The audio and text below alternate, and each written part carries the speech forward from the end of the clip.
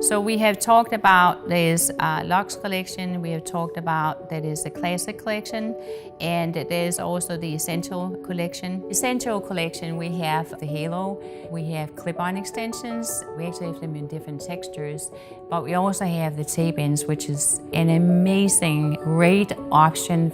Doesn't matter whether you are very experienced or not so experienced, as long as you just really consider parting the hair, then you're good to go. Then I would say tape-in extensions are fantastic, and they're very, very efficient to work with, because people are asking me, so what do you think about these tape-ins?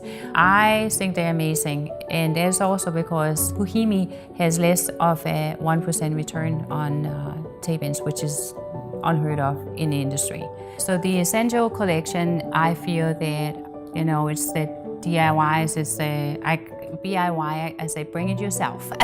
So it actually, I would say, I know people that could use, put them in themselves, but there are people that are doing that. If I should again talk about the tape-in extensions, they are just amazing because they're so easily to remove and they're easy to put back in again. They can be reused. Bohyme actually have come up with a really great remover, and it's not oily, which a lot of removers are. So that means that you can actually reuse the tape-in extensions right away.